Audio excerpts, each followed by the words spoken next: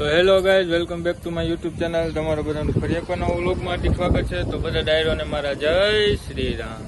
જય શ્રી રામ. તો કેમ છો મિત્રો? મજામાં? આઈ હોપ કે બધા મજામાં જ હશો.